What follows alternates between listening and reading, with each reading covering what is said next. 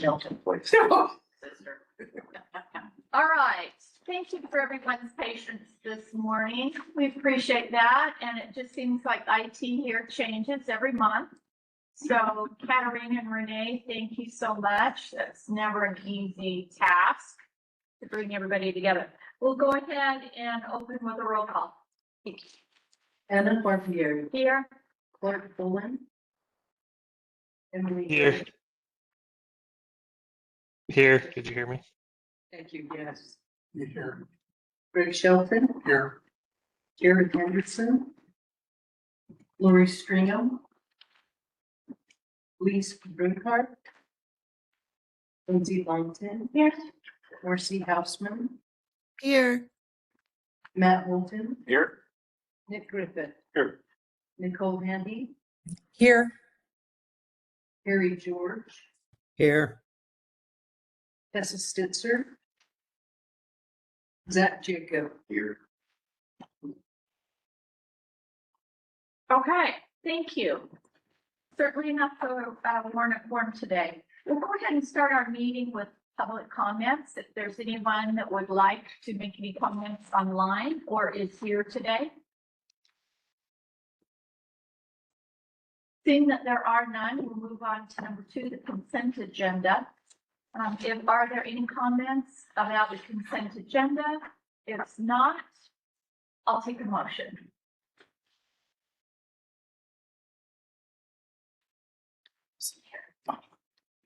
Anyone? I would, but I wasn't here, so.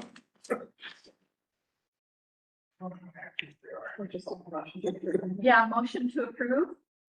I'll make a motion to approve. I'll second. I will. Thank you. Sorry, Marcy. You want a second, you gotta be in the room. All those in favor say aye. Aye. Aye. Any opposed? Aye. Thank you.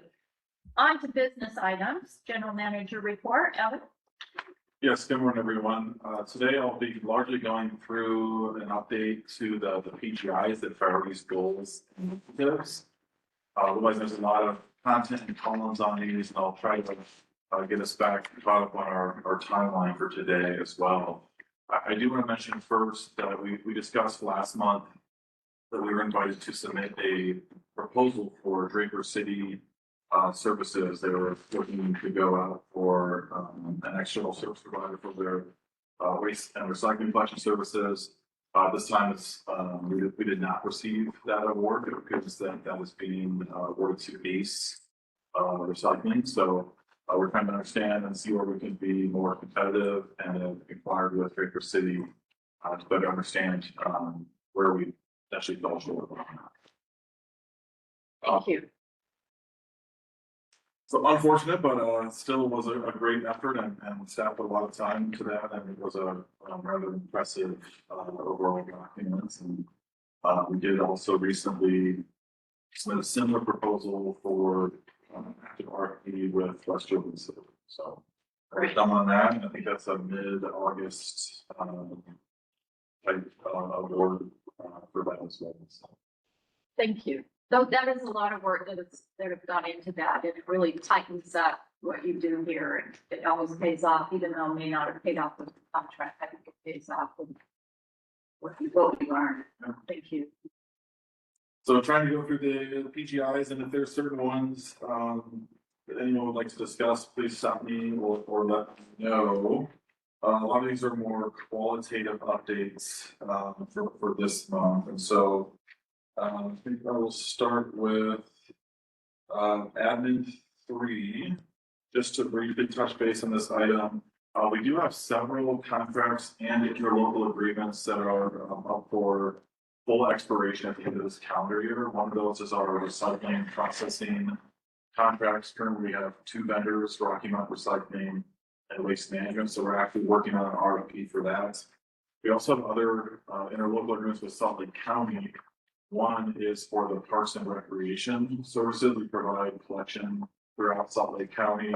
There's also a interlocal with the county IT, fleet, public works, and survey we'll be working on as well. So more to come on those. Lots of those items are are going to take some time, and Renee and I are kind of leading, in some cases, most of those, with others that Helen and her team are leading as well. So for that one, for the recycling, we're hoping to get that out on the street early in August. The ADM 6. This is an update for this particular half-year PGI update. So we've started to, as we did last year, we've quantified the cost savings related to video review of reported missed pickups. So in some cases, we're able to verify that those reports are not entirely true. And so if those pickups are identified that the can was not out at the time of service, then we do not go back unless the customer wants us to have the late setup return pickup, which I've quantified later on here as well. The cost savings year to date for that particular video review from January through June is about $38,600 for the year. So we'll quantify that twice annually. It'll take some time after we quantify. Renee and customer solutions team tracks those. So we instead of doing that on a monthly basis, we're just updating that twice a year. Admin 7, we did actually make some additional adjustments to our IT subscription services. So in the status update, to date, we've actually consolidated or in some cases removed a total of 24 active directory accounts. And those are with a monthly charge of about $103 per month. So significant savings there. We've removed 2 fax lines that we weren't using and 1 database that has resulted in the savings that we've calculated here for the year of 2026 with the running savings based on the month for which those items were removed or consolidated. We're almost at $35K this year. Ongoing is based on 12-month running is about $46,000 for next year and ongoing for making taxes.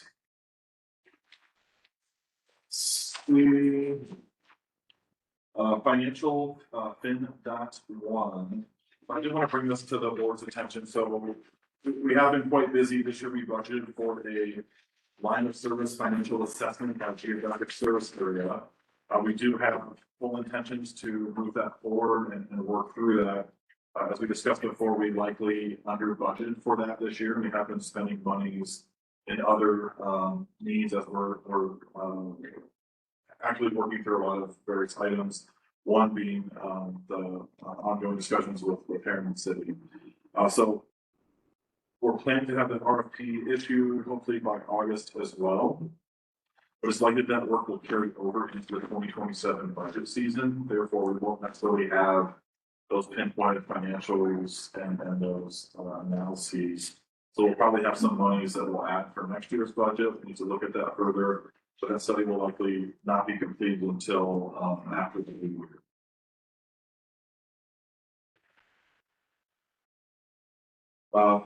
Fin.3, we have seen a substantial increase in the number of electronic paperless billing subscriptions. So on the status update for date 7/20 of 2026, we at that date had 23,900 customers signed up for paperless electronic billing. Compared to the benchmark as of January 20th, there were 19,487. So it's actually quite a substantial increase, 23% increase or 4,413 new paperless subscribers since January 20th. And so we attribute that largely to our switch to the new point pay processor. So folks that are seeing their bill and going online, they're signing up for paperless as well. For the cost savings here, I did enter TBD because the below item fin.4 was calculating the cost savings for going to post-guard billing, which we have implemented, and those cost savings are based on all things considered remaining equal. So when we calculated the 111,972 for the one time this year, plus the 191 for next year, that was assuming that there were no new, paperless electronic billing subscribers. And so at the end of the year, Helen and I will go back and we'll true these numbers up. So the more paperless billing that we don't have postage or printing, But we need to make sure we're not double counting the cost savings for the postcards, in addition to the cost savings for electronic things. So we'll do that up in those numbers. It'll probably be a positive offset from the numbers that we.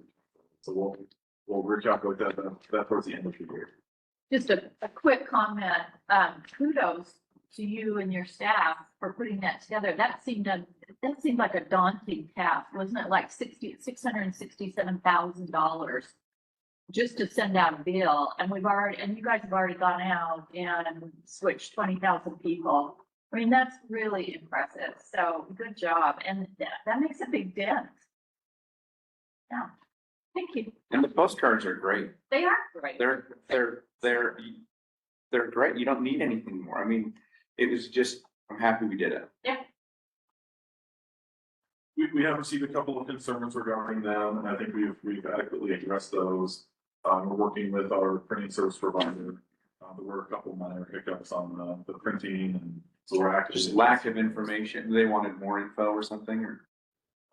One was the way in which we're listing the current rates. There's a box that lists like the rates of Greenway subscriptions, and certainly we're getting confused that was part of their bill, even though it's just listing the service rates. So we've actually moved that box now over to another portion of the postcard.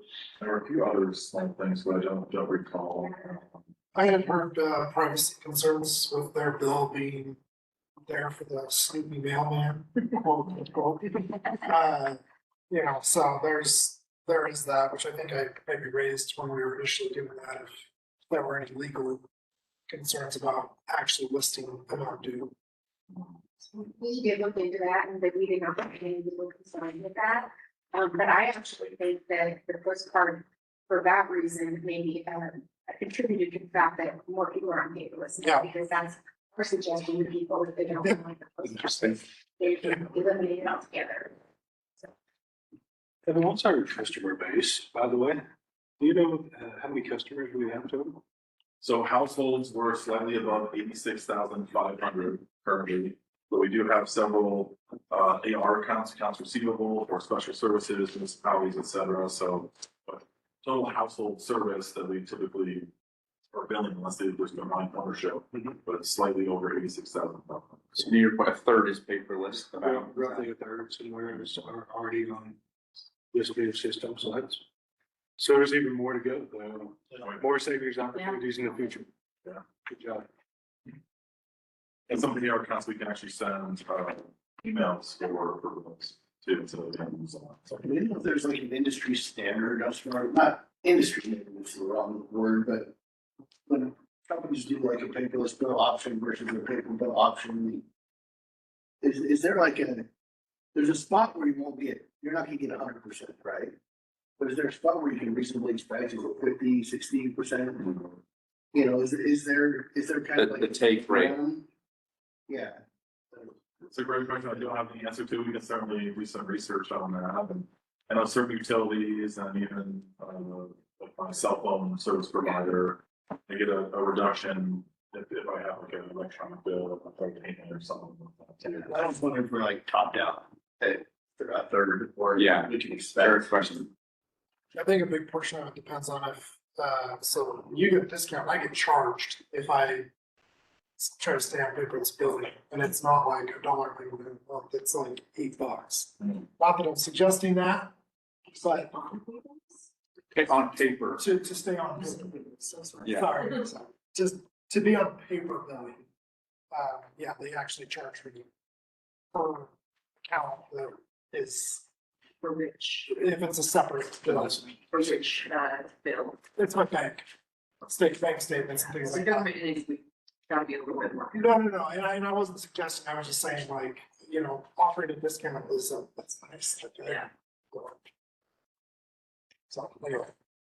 More to come on that. I don't think that we're maxed out on those since we've seen so many new electronic paperless billing subscribers. And we'll continue to push that. One of our emails now have our standard signatures to sign up for paperless billing and go on to our now point pay vendors website. I just used 17 gallons of water to find out that it's about 50% is achievable, but usually requires making it the default and strong market. So, you might get to that. That's an AI reference I imagine. Yeah. It's, It's closed loop, Zach. it's referencing, it's referencing fire. I haven't vetted that.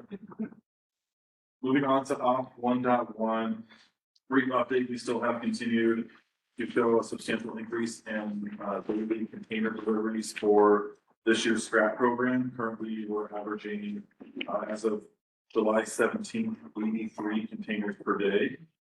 Compared to the past years of roughly 60 per day, it's more than a 38% increase in container deliveries.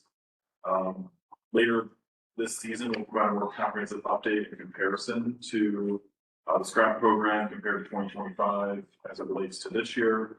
And then we're also working on a conceptual plan we're hoping to bring for next month on the concept of possibly a curbside bulky waste. But there are some minor savings here, and I've tried to start calculating these as well. So for scrap, we've actually been able to pull some scrap metal out, which we're avoiding landfill tipping fees, and we're getting paid for the value of the scrap metal. So I've calculated thus far this year, as of that date, we have about $1,860 in savings one time. Going down to 1.2 is the new specialty curbside collection services program. Assumptions here that anything that we're not picking up or being having this cost recovery concept for would be something that we would pay for disposal fees with respect to the scrap program. But year to date, this program started May 1st. As of July 15th, we've had 58 service orders where we've collected 58 mattresses, close to 100 appliances combined, free and non-free, and about 70 tires. And as part of that, our combined service order and revenues have been about $4,500. We've contracted with a lot of these vendors to actually recover and recycle these materials. And that's in most cases, I think in all cases, at a more favorable rate than what we would pay if we would deliver those to the transfer station or to a landfill as well. So we'll continue to monitor that. Explain that to me. So we're getting money from the customer to pick it up. Are we getting money then on the back end? What, someone is paying us for it, or? Right, so there's a base pickup fee, and then we have a per unit fee based on the materials that we're collecting. So once those are collected, So great. and though that pickup and the base trip is intended to offset and have full cost recovery for our administrative cost and for our cost for disposition of those materials. We have to pay a Freon removal vendor, to get rid of the tires, there's a cost per ton. Yeah. Various items as well, but we also, once the Freon is removed from Freon appliances, plus the appliances that we collect, we are taking that to a scrap metal recycling facility as well. And also getting some small revenues for that. Those are not calculated here, those are kind of combined in that scrap. Very cool. So more, we'll continue to quantify these as we get more information and really dive into those numbers. So great new public program, that seems to have picked up, where it seems to be kind of evening out. It's not crazy. We have 100 service orders one week, something like that, but with no additional overhead, we're using our container maintenance team to provide that service, and then we stage and essentially combine the like materials in our yard here that we call the North 40. Once those containers are full, we haul it directly to that disposition. So again, maximizing our efficiencies for managing our materials. Op 2, we have seen also an increase in green waste. Some of these will include AR accounts as well, but we've seen about. Where do they have this here? Interrupt for just a second. I printed the flyer, several, and we had them out at Taylorsville Days and the cleanup, and people are really excited about the program. It just occurred to me that this might be something that we can give to our code enforcement, the flyers, give them to code enforcement. Because I know our code enforcement has to deal with mattresses, refrigerators, tires. They deal with a lot, but You know, if any of you want to reach out to code enforcement and let them know that this service is available, it's a real bonus to residents that are being told to clean it up and they don't know how. Okay, thank you. I was just gonna interject that we also have little business cards that you can, so I can bring those next time. So you can have them, Love it. that QR code and I can sign up. For this pickup program, really? Oh, that's okay, thank you. And last up, we kind of showed the heat map as to where the collections are occurring, so we'll continue to provide that. I just want to kind of start quantifying the supplemental revenues or cost savings with these tools. Thank you. Anything to help our code enforcement. We have seen, opt up to an additional 346 green can subscribers, as compared to the benchmark of December 30th, 2025. So I've calculated the, rough estimated additional revenue for the year, 25,000. I've not added the ongoing because that is subject to change, largely with Harriman's pending withdrawal from our service area.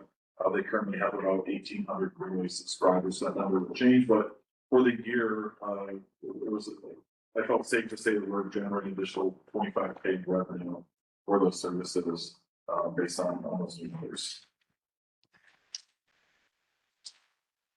Let's see. On 3.3. This is where we've added actually to where we have implemented the extra or late setup return pickup fees. Where customers can elect to have an extra pickup, or if they have their can set out late. This is in addition to the cost savings, but year to date, we've had a total of 77 elected late setup return pickups, resulting in revenues that were like $120. So that new item is working and being utilized from and by distributors. Op 3.6, this is a big one. So I talked about the radio tower with the county. The mahogany radio tower is going to cost substantial money. This is a whole brand new item. So on the benchmark or current status, understanding what our cost share with the county would be for the capital upgrades plus our estimated cost for the radios. We've been able to kind of dial into that number was about $355,000 that it would have cost us. So Dave's been working with a variety of vendors in county IT. We are moving forward this time with the push to talk technology, which would be basically tied into the cellular networks, and therefore avoiding the need to participate in the more formal radio tower updates and the digital radios and trucks. There's substantial government savings. This number we'll dive into and get a little bit more precise, even though it is to the penny. But there may be some minor changes. This is probably plus or minus $5,000. But by us going this route, one-time cost savings for the year, as opposed to us paying that full $355,000, we're going to be saving about $315,000 to go to this push to talk technology. And to be fair, for the ongoing and new subscription costs for the ongoing, this does actually come at a somewhat of a deficit. So I put a negative ongoing cost savings with this item in the amount of roughly $23,400, which again, we'll dial in on that a little bit better. But looking at the total cost, it's just less than $25K per year for us to have this new improved, what appears to be better reception and in some cases even the audio technology. If we were to go with the tower upgrades plus all new radios at $25K a year, it's a 15-year breaking period.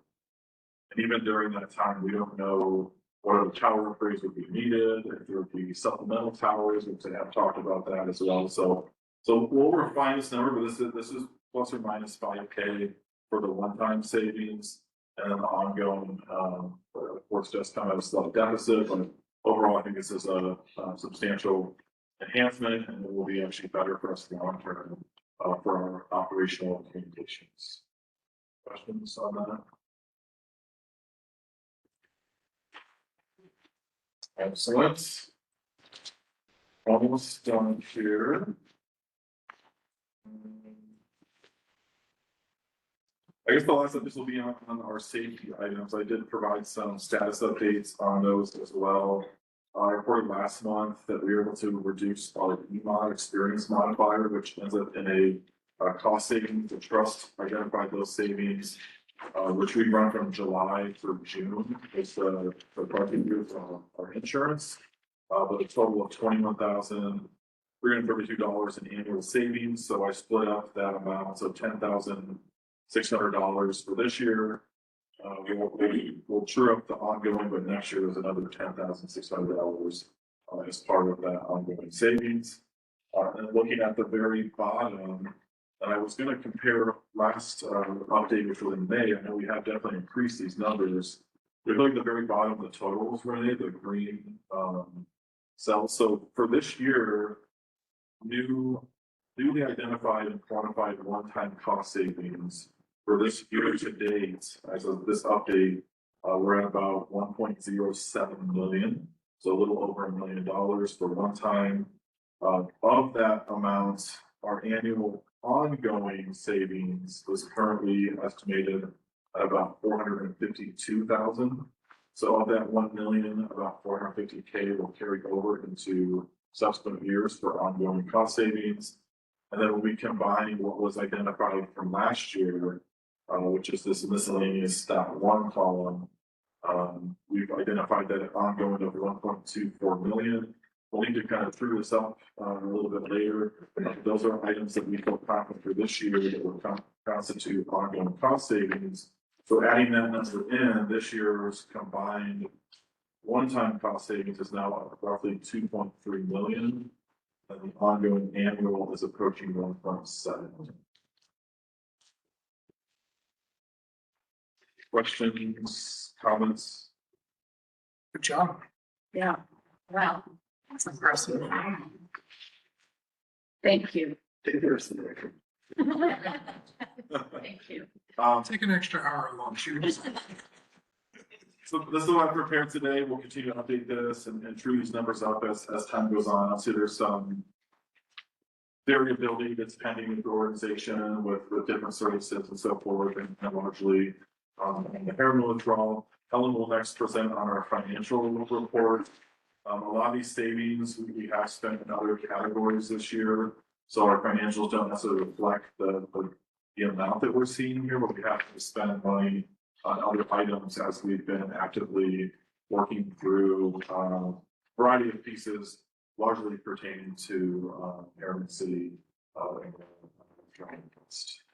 Before we move on, I just would like to mention one thing. Clearly, you're doing a lot, y'all are all doing a lot of really good work, doing a lot of savings done. We all know this, but I suppose that not all of the subscribers to our services know that. So I think it's really good for all of us to reiterate that in our meetings, but just to plant a seed, going forward, we should think about how we show the customers that they are actually getting this value from this service, because they're not likely going to know that. Even if we give long briefings at all of our different city council meetings, the customer still probably isn't ever really going to see that.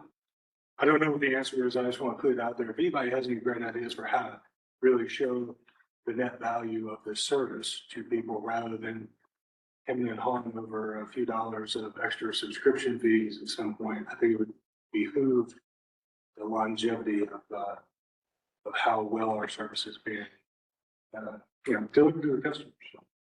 So just food for thought, putting it out there. Anybody has any thoughts over time? Congratulations. Thank you. We did discuss the concept of short videos during the board retreat back in April, I believe.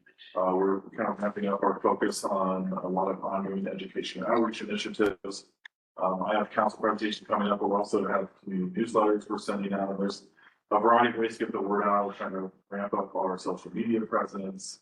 And we've actually started a Google review campaign to try to get our Google reviews improved and get more people informed and provide those resources on our website as well. Cool.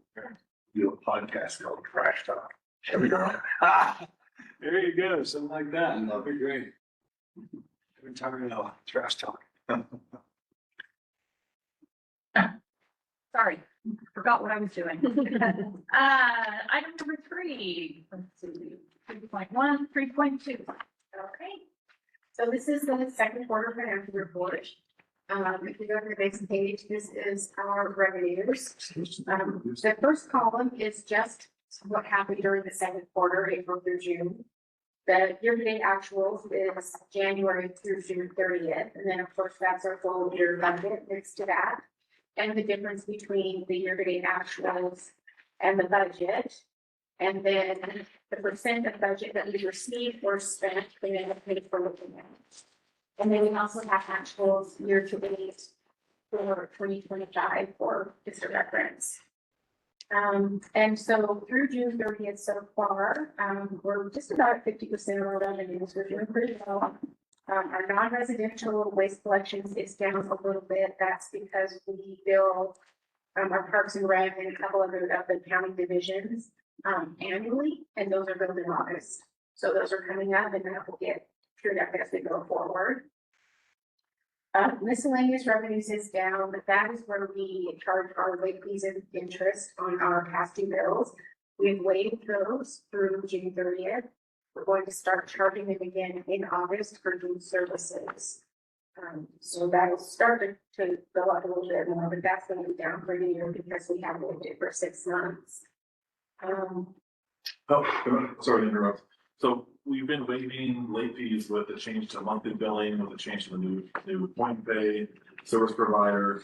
So that's typically brings in a lot of ancillary revenue. So can you just repeat? So we've been waiving late fees this year through current time. Right. We plan to start applying late fees In August for June services. for July services. So the bill will come out in. The billing in June happens, if they're past due, they're due at the end of July. If they haven't paid by July, late fees will be approved or assessed in August. So those late fees would apply to the June bill, that's not paid. So as of August 1st, 2nd, 3rd, when we implement this, the next round of billing, we will be applying late fees. So I just want to make sure that this body was aware of that. We have been waiving those, which, for a good reason, we have to start reapplying. Yes. There's so many changes in such a short notice, I think that I'm not sure if we do so. And then we have, let's see. Well, interest, we're doing really well in interest, we're at 71% already, but interest rates are staying high, so that's why we're most of our funds in our fees are with interest for the state pool. So that's the reason for that. There are any questions on this one? We'll move to the next.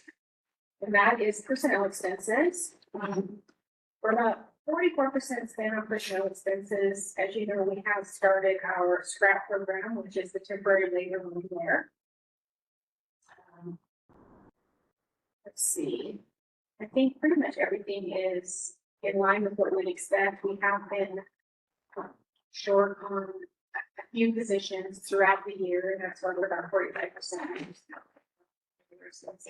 Wages and salaries. We know on overtime, we're only at 20% of overtime, only 88,000 spent. We have our budget of 450,000 about. So from a personnel perspective, I think things are about as expected. And moving to the next slide, if there are no questions on this. And here for our other operating expenses, besides personnel, we're about 45% spent. Fuel is up a little bit. We all know we have put into service some diesel trucks, and the diesel fuel right now is a little bit higher. We do have a slide on fuel a little bit later in this presentation.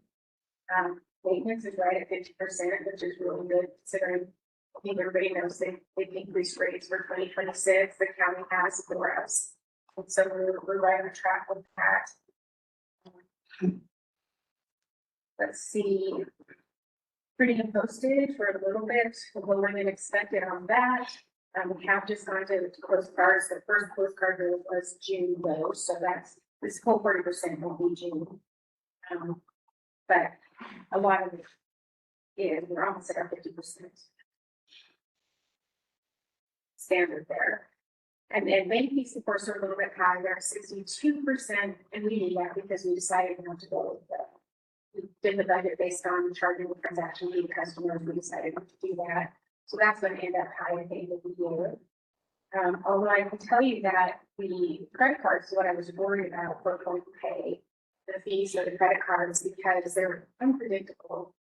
The rate that they're charging us is the interchange rate, which is the rate that's charged by the card brands, Visa, MasterCard, so. And that varies depending on what kind of card is used. It's very unpredictable, it's really hard to tie down. But in addition to that, there's 15 basis points or 0.15% of the dollar amount that's being charged plus 5 cents per transaction. That, those are the fees. But for May and June so far, the average cost to us for a credit card is about almost 70 cents per card, which is lower than the $1.50 if you're currently charging customers.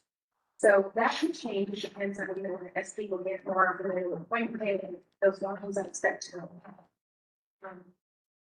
But right now it's not what I feared because I really thought we were going to get it. And so far so good on that.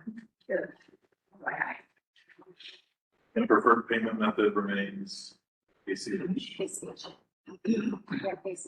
And they did, I know that, we haven't discussed this yet, and we don't know for sure how we're gonna handle this. But initially, when we were talking about the budget for 2026 and planning on charging a transaction fee, we were hoping we could charge a transaction fee on all payments except for auto pay, or I'm sorry, paperless ACH. And they did not have technology to do that. They've created that technology. So if we or any other of their clients decide to go forward in that way, they can't do that now. Just let me know that as long as we're talking about it. And I think for all of that on this slide, and do you remember any questions or any questions at all actually about this slide? Okay. All right. Moving on to capital purchases. These are capital purchases January through June. And it's exactly the same as we have seen during the budget retreat and our last quarterly financial report, except that we have paid for 3 of the truck bodies for 2025. Those 8 diesel cycle trucks. We paid for 3 of the bodies. They're complete now. They're going to go into service very soon. Those 3 cost $552,696. We paid for another 3 in July, which will show up on the next quarterly financial, and then we'll pay for the other 2 coming up pretty quickly. So those are coming in and going into service. Other than that, this is exactly the same as what's been done. So we go to the next slide. These values are the cash balances. There's no one, this is pretty much the same as it has been. You can see there our blue line at the top there is our current year that we're going forward with. These balances do include $3,152,000 of unspent expected capital purchases. And if you go back to the slide right before this ring, that is the difference between what's in the green at the bottom, what we expect to pay, which is different than what we initially budgeted for capital purchases, and what we've actually paid. That's $65,200. That's what that number is. And then if you go back to the, thank you. And so from what we had budgeted to spend on capital purchases, it's an additional, there's $4.6 million there that was budgeted but not spent. So once those capital expenditures, those one-time expenditures spent, that counts will drop a little bit. But we're doing pretty well with cash right now. So if we go to the next one, those are our refunds just for the second quarter. I had 32 refunds for $9,044. Most of those are just people who overpaid. There were 15 of those, total $6,495. 13 people paid on closed accounts. 2 were being billed for additional accounts they didn't have, so we gave them a refund back for those. And then we had 1 person paying monthly, actually fixed that, but they continued paying monthly. There was one billing error. I believe this is one where we were charging them as a duplex, but they were really a single family home, but it was only for a short period of time. So, great.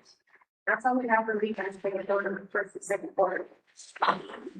Next slide is maintenance costs. We are at $2,624,000 in maintenance costs for 2026. Of course, this is the highest year we've had in the last 5 years. This note on the left is the same note that I had in the last quarterly financial statement because it still applies. The maintenance expense is partly attributable to the increase in county shop labor and the increased cost of parts. Coupled with the district's aging fleet, we see our maintenance costs go up with the wages. That really need to talk about it. And this is on the PGIs, we just haven't been able to kind of really start dialing into this. This is dozens, if not hundreds of items that we could start kind of deep diving into. It is tied to a contract that I mentioned is expiring at the end of this year. The county did inform me last month that they're looking at another hourly rate increase for heavy duty mechanics, upwards of $7 to $8 next year. So we are meeting with them quarterly. Actually, our second quarterly meeting with them is this week. So we'll start, hopefully looking at this and finding ways to get those numbers down. So. We need more diesel mechanics.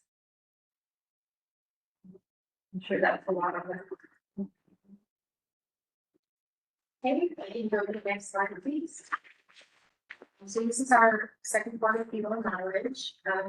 It's the second quarter, this is really January to June.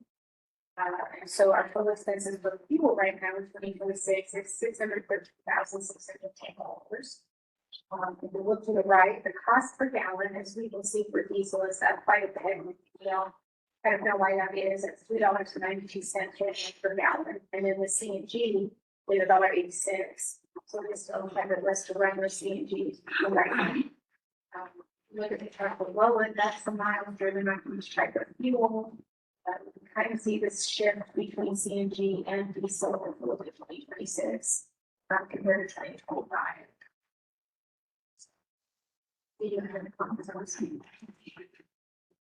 No, I would mention that diesel may be also tied to the scrap program, those miles. We are running more trucks, so we're trying to make those the most efficient.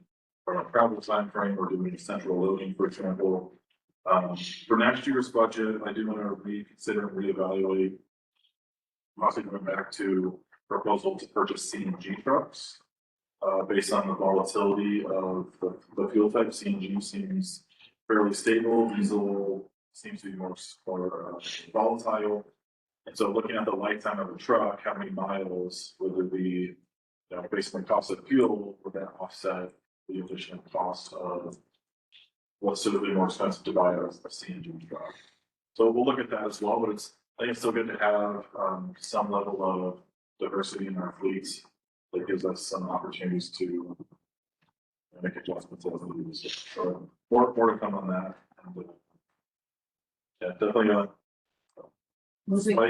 spike in diesel for sure. Back to some of the COVID numbers. Okay, so the next slide is our commodity tons. This is just the tons that we have for waste, recycled, and green for 2022 through 2026. So, things pretty close to the same. In 2024, waste was at 55,067, went down a little bit in 2025, and now it's back up almost 56,000, while recycle is down just a little bit. So, there's not a complete shift between recycle and waste, but that could be part of it as people are possibly putting their trash over in the recycling. I think there's a lot of factors that attribute these kind of somewhat trends. I think one is it's weather related. It's been a very dry year. So green waste, recycling, for example, when it's rainy or wet out, that material takes in moisture and it ultimately leaves. I think it's probably where the green waste. I think also recycling.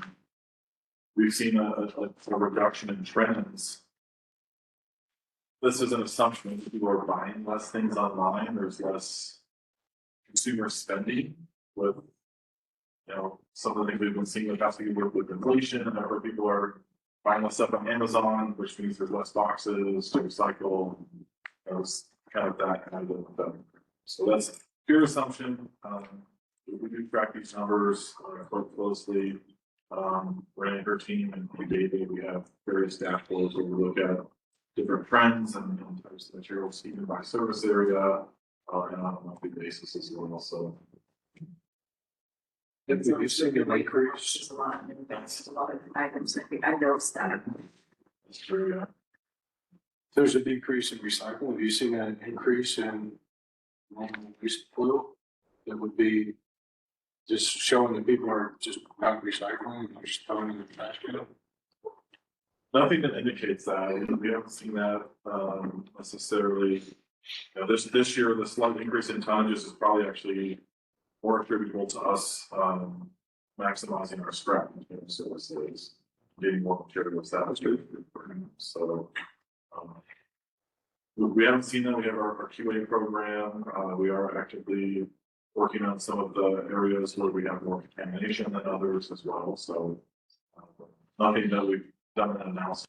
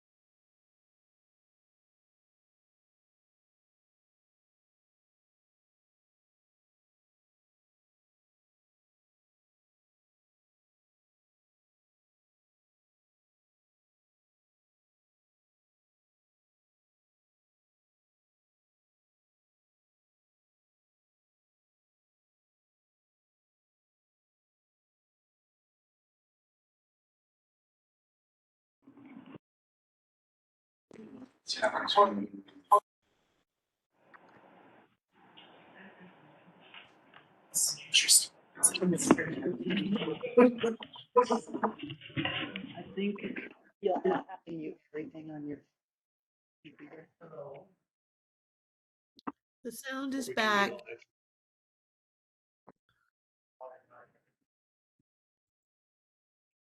Marcy, can you hear us? Yes. Great, thank you. Sorry, we lost sound We- there for a moment. Thank you. Okay, Helen, with our fraud assessment. Okay. So I was saying that this fraud risk assessment is required by the Appalachian State Auditor's Office and Superintendent Governing Board for all government entities. The stated purpose for this is really to protect public funds, build public trust, which I do believe it does, reduce the chance of hidden waste or theft by measuring internal control. All those things are important to do, and I do think it satisfies the purpose. I also think another reason is because there are a lot of entities, they just want to make sure that the governing bodies know, kind of what's under the seat and some of the details that are going on and how things are being done, and it gives you some comfort, trust in the processes that we're doing. And I know that there have been in the past some issues that have come up, and the governing board had no inkling about what had happened and how it came about. So for our score is 335. You can see they split the scores at the very top there from categories of very low, moderate, high, or very high. Ours is once again in the low category. It's the same score we've had since I've been here for the last couple of years, and I believe probably for many years before that. Low score, I have been assured by the auditors often in conferences and things that the low score is a very good score. Sometimes it's a bit cost prohibitive to go for a very low score, but if that's the case, what anyone wants to do, of course, that's great. But I'm satisfied and happy with the score of 335. And you can see the questionnaires here. If we go to the second page, go to the next, please. This is a list of separation of duties that we fill out to get the 200 points that are the first item on the form itself, the fraud assessment, fraud assessment form itself. In order to do so, you have to have a yes to all of these or mitigating control if you don't have a yes. Ours are all yeses, except we do have one mitigating control, and that's on number 3, where are all the people who are able to collect cash or accept payments different from all the people who are able to adjust customer accounts? And the answer is, for us, is no. We have our customer service staff, customer solutions, who they do take payments, and they can also adjust accounts for certain things. And so in order to mitigate that, we have our billing administrator, Kimmy. He goes in and he checks all of the transactions, the receipt transactions, because he doesn't touch receipts at all. He doesn't do them at all. And then he sends his receipt out on a monthly basis. We're looking for anything, various mistakes, anything like that. He sends the results of his report to myself and to Ed and everyone. And we will do that and make sure that it's okay. And that's our mitigating control. It's acceptable from our auditors, our independent auditors, and the state auditor, and with that as well.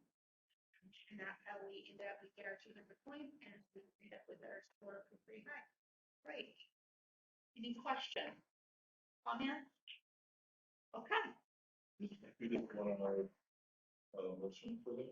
Oh, yes, we do need a motion for that. Motion to accept. I'll move to accept the fraud assessment report or fraud risk assessment. Thank you, Zach. West Jordan. Second. I will Brad? second. Or No. No. All those in favor, say aye. Aye. Any opposed? Excellent, thank you. All right, we don't need a closed session at this time. Are there other board business? From the board members? Okay, Vice Chair Corbier, there were a couple items that we wanted to point out briefly. Go ahead. Part of that, I'm going to hand one off to Rachel. So part of that progress that they have to do with various required annual training, and in some cases, once per term board member training. So I'm going to hand off to Rachel on the open and public meeting training.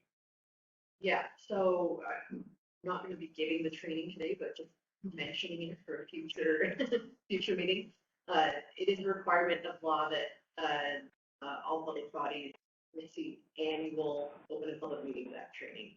And seeing as you all serve on various councils and boards, you probably get this several times a year. In any event, it is a requirement, and we have found that one of the easiest ways for our board to confirm that our board members are getting the training is for us to actually give it to you. So again, you probably receive it several times. So that's what we've done in the past, and I think that's what's going to plan in the future, is have me give the training. But that way we can just kind of check the box, at least to those that were present. But just because we usually don't have 100% attendance, that does mean that Karen is probably gonna be chasing some of you down if you did not attend that meeting to provide us with a certificate that you did that training on the state auditing website, or if you received it through another entity, you can provide minutes or something that show that you attended the training.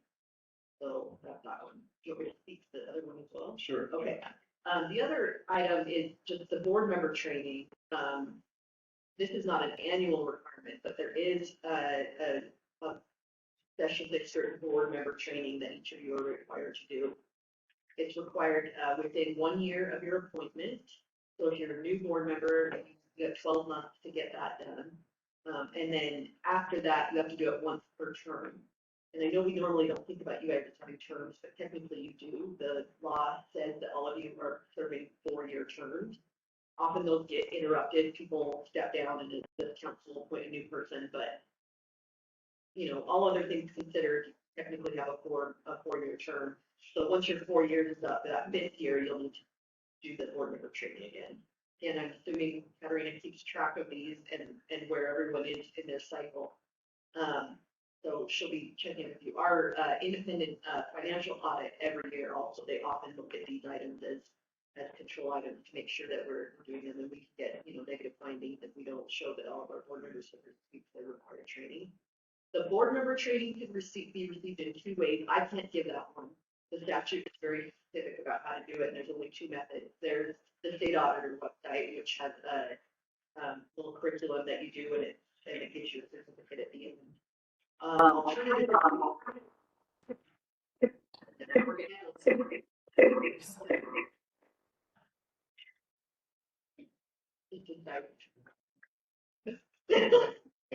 Alternatively, if you attend the Utah Association of Special Districts UASD annual convention every November, the first day of that convention, the first half day is a Wednesday half-day meeting.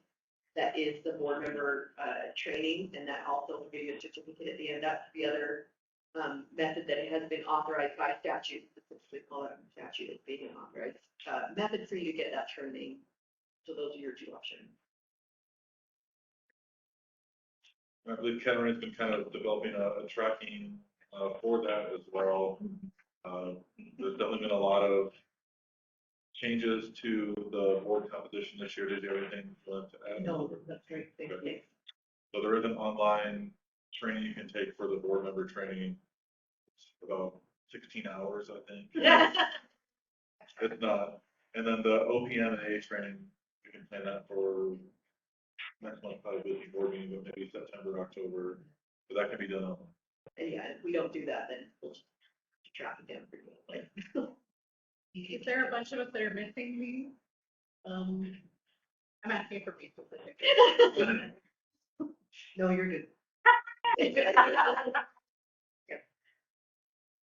Just a word about the upcoming meeting, UASD meeting in November. If you haven't been as a board member, it's really informative, not just for workers' sake, but for elected officials to understand how the special districts work. It's worth a day up there at the meeting.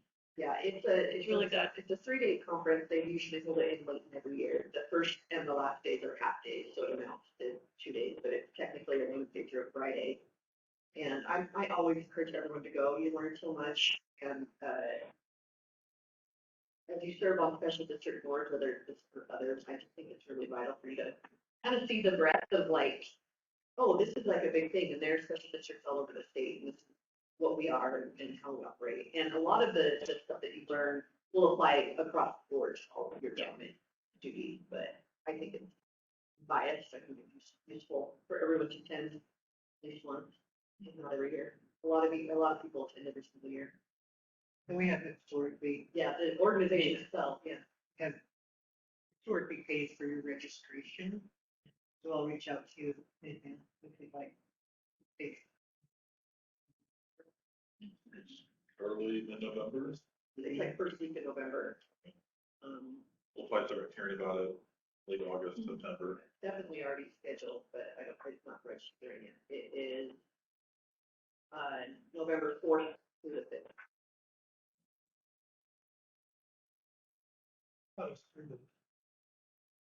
Sorry, what did I just say? 4 through. Six. Right? Yeah. 4 through the 6, sorry, yeah. And like I said, the first day and the last day are half days, so. Okay. Items for subsequent board meeting. Anyone want to add anything to this list, or is anyone interested or want a review of anything? Okay. Then I will call for an adjournment. Move to church. Second. All those in favor? Aye. You guys don't want to leave. We'll see you here next month. In honor of today's Everyone. Zoom. Yeah. I've got to. Hello?